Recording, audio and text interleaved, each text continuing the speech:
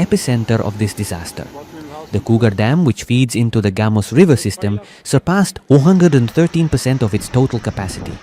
When a dam exceeds 100%, controlled and uncontrolled releases become inevitable. The water surging into the Gamus River Valley created what residents described as a wall of water, a rapid rise that gave communities almost no time to react. The Gamus Irrigation Board confirmed massive volumes of water were being forced through the system, dramatically increasing flood risk for every community downstream. The Cougar municipality issued mandatory evacuation orders for multiple communities along the Gamus River. The affected zones included Kingsway Village, Big Fish, Gamus Mouth Resort, and the Ferry Hotel area. Emergency crews worked through the night to move residents out of submerged homes. Specialized excavation equipment was deployed to clear mudslides blocking access roads. The executive mayor, Padding Bornman, was personally on the ground coordinating relief operations with disaster response technical teams. The town of Humansdorp, the agricultural and commercial heart of the Cougar municipality, took a direct hit. The overflow from the Cougar Dam sent floodwaters cascading into the town's drainage infrastructure. Manhole covers blew off from the pressure. Sewage mixed with rising floodwaters in residential streets. The electrical grid suffered a near-total collapse on the evening of May 7th. Several substations were submerged, triggering short circuits and fires. Multiple pipe bursts were reported across the internal water supply network due to shifting soil and extreme hydraulic pressure. Road infrastructure across the municipality was obliterated. Major arterial roads connecting Humansdorp to Jeffreys Bay, St. Francis Bay, and the farming regions of Hanki and Patensi were severed. In several areas, the asphalt simply peeled away from the earth, leaving craters up to 3 meters deep. The R102, the primary route for emergency vehicles and supply trucks, was buried under mudslides.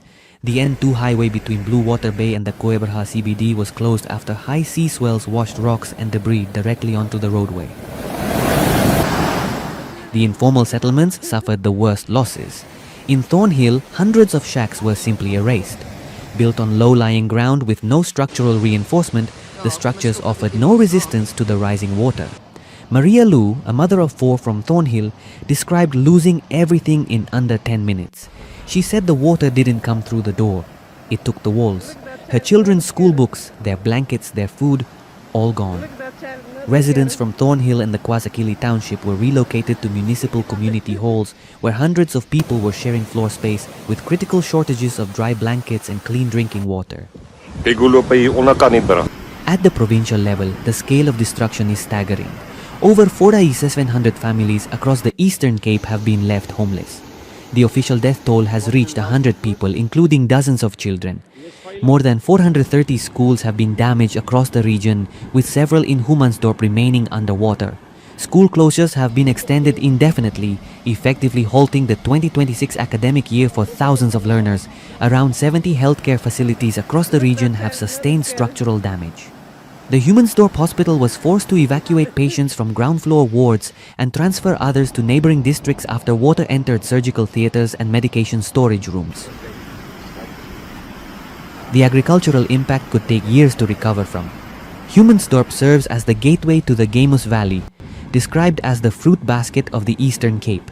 Citrus orchards and vegetable crops are completely submerged. Specialized irrigation systems that cost millions of rand to install have been twisted into scrap metal by the force of the floodwater. Low-lying bridges that connect farming communities to export routes remain closed.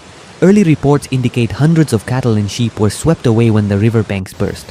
The destruction of farm infrastructure represents a direct threat to the province's food security and export economy. Simultaneously, the Western Cape was being struck by the same cutoff low-pressure system. The Garden Route, including the towns of George, Kanisna and Mossel Bay, was hit with up to 200 millimeters of rainfall in 48 hours. Rivers breached their banks. Low-lying areas in George and Kanisna went underwater. The Swartberg Mountain tributaries generated massive water surges that threatened local communities.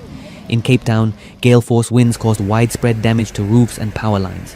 High-energy waves at Victoria Bay overflowed directly onto beachside infrastructure.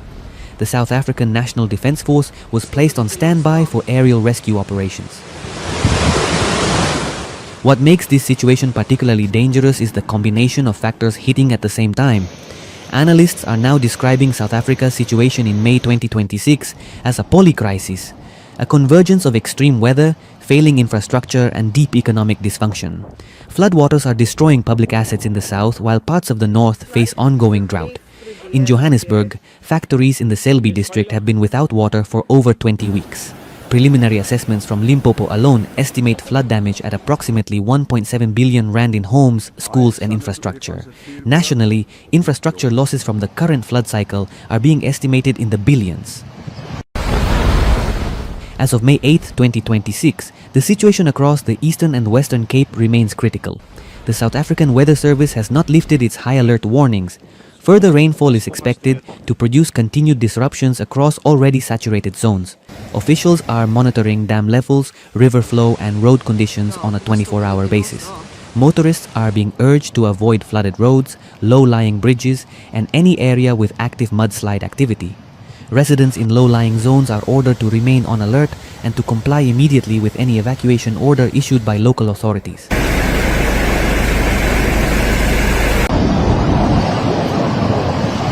Right now, as we speak, South Africa is living through one of the most catastrophic flood events in its recent history. A powerful cutoff low-pressure system made landfall on May 5, 2026, triggering a chain of disasters that is still unfolding across multiple provinces. Tonight, we're covering the Eastern Cape and Western Cape. Two regions hit simultaneously, where the damage is being described by officials as absolutely unprecedented. Let's start with what triggered all of this. The South African Weather Service issued an orange level 8 warning for disruptive rain, one of the highest alert categories on record. In some areas of the Eastern Cape, over 300 millimeters of rain fell in less than 48 hours. To put that in perspective, that is roughly 2 months of normal rainfall dumped on the region in 2 days. The soil was already saturated from a wet autumn, which meant virtually none of that water could be absorbed. It had nowhere to go but through people's homes. The Cougar local municipality is at the epicenter of this disaster. The Cougar Dam, which feeds into the Gamus River system, surpassed 113% of its total capacity. When a dam exceeds 100%, controlled and uncontrolled releases become inevitable. The water surging into the Gamus River Valley created what residents described as a wall of water, a rapid rise that gave communities almost no time to react. The Gamus Irrigation Board confirmed massive volumes of water were being forced through the system, dramatically increasing flood risk for every community downstream. The Cougar municipality issued mandatory evacuation orders for multiple communities along the Gamus River. The affected zones included Kingsway Village, Big Fish, Gamus Mouth Resort and the Ferry Hotel area. Emergency crews worked through the night to move residents out of submerged homes. Specialized excavation equipment was deployed to clear mudslides blocking access roads. The executive mayor, Padding Bornman, was personally on the ground coordinating relief operations.